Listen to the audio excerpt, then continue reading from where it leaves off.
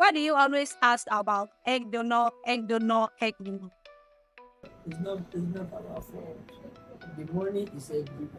In the afternoon is egg dinner. In the evening is egg dinner. Every day we need egg dinner.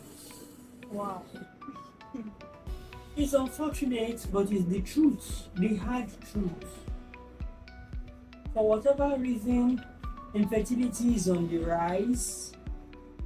Female infertility is on the rise. Since we are talking about females, ladies in their younger ages, even as early as 33, 34, 35, are already having poor quality eggs.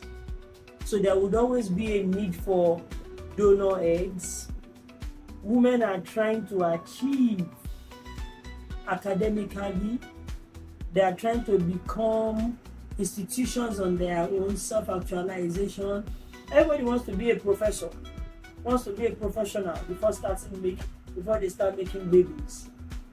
Unfortunately, we are not living a healthy lifestyle. Environmental factors are not friendly with us. PCOS is on the rise. Endometriosis is on the rise. Premature ovarian failure is on the rise. You find 33, 34, even 32 at times that have problems with their eggs. Even 29-year-olds have severe PCOS. So every day there is a need for donor eggs, donor eggs, donor eggs. So that is why we keep asking for egg donors, because women need it. And we usually say, blessed are those who have in abundance and are ready to share with others, for their reward is where?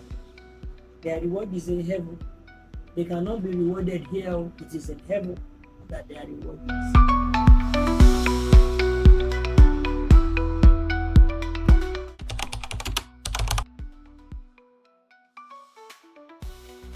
Papusi, there is during collection, there can be bleeding. If not done properly, the donor may bleed.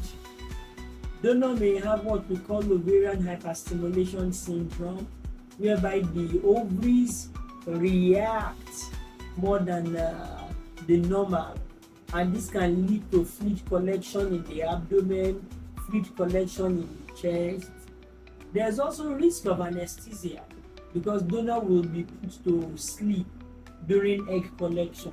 But if done in a standard IVF center, there are measures to be taken to minimize this risk, and every IVF center should also have modalities in place that when some of these things happen, they should be able to combat those things and take care of the donor at no extra cost on the donor.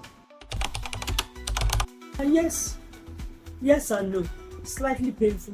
It's just like you are pricking somebody to withdraw blood, but because it is multiple pricks to take the eggs, that is why it is usually done under anesthesia. Patient is put to sleep for about 3 to 7 minutes is the procedure, depending on how many eggs the donor has. So it is done under anesthesia. So when patient wakes up, you may feel some slight pain, and certainly she will be given some pain relief to take as an analgesic. To the recipient, there's a health benefit because being healthy is not just physical. We say it is physical, it is mental, it is emotional, and it is social. For the infertile woman, she's not healthy because she's emotionally in pieces, she's psychologically in pieces. So if somebody donates eggs for her and she can have a child of her own, that's a benefit to the couple that you have donated your eggs to, and for you also, that emotional satisfaction and joy that you have donated and you have been able to help somebody, I think it goes a long way. For some women or some ladies have some indirect benefits, Like I saw a lady today who came in to become a donor, and during her scanning, ultrasound scan, we realized she has ovarian cysts. So some may be able to discover some things about themselves which they are not aware of before now, and measures will be put in place to help such a lady. So it may make you identify one or two things about yourself. But if you are not a donor and you ovulate every month, you see your menses every month, it is of no disadvantage for us to say, okay, you need to be donating eggs to stay healthy. Nobody is saying that. If you don't donate eggs, you are healthy. If you donate your eggs, it is also not detrimental, because a lady has those eggs in abundance that she cannot make use of throughout her reproductive life. Requirements: we have age, we have blood group, we have genotype, we have diseases that you must be free of. So age, 1, you must not be less than 21 years of age. In some facilities, 27 years is the cutoff. Some stretches as far as 30 years for you to be an egg donor. You must be genotype AA. No IVF center takes genotype AS. Blood groups, usually blood groups rhesus positive, whether O, B, A, AB, but rhesus positive. Some facilities take rhesus negative, they don't mind with that. You must be free of HIV, free of hepatitis B, hepatitis C.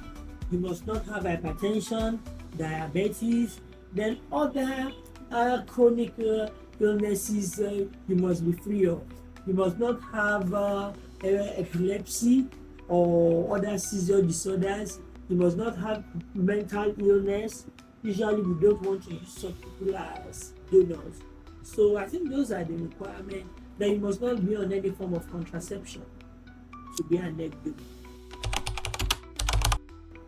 Why we will not want to use a genotype AS is, peradventure, the couple, the man is also AS. There's a likelihood that the child would also be AS, or the child may be an SS. And now the world is trying to turn towards eliminating hemoglobinopathy.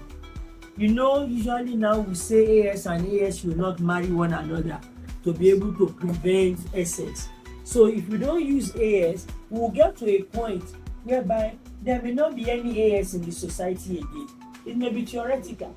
Assuming everybody is doing IVF and we do not use AS, that means if the man is even AS and the woman, the donor is AA, that means the maximum we will have is AS. So that eventually there will not be any SS in the society again. Because we all know the challenges of raising a child with genotype SS. That is why we do not want to use AS. Well, it's not compulsory, but you know, we have some kind of number of films on African magic that have told you those risks of using a non-donor. Non-donor may not have any problem, and at times you could run into problem of the donor later harassing you that she has a child with you, she wants money, this and that. But my advice to couples who want to use a non-donor is to consult their lawyer who has information about IVF procedures, and allow the hospital also to guide you so that you will have a black and white agreement with the known donor. So then it's a possibility. Once you have a written agreement with your egg donor that covers short term and long term, why not? If you choose to want to know your donor,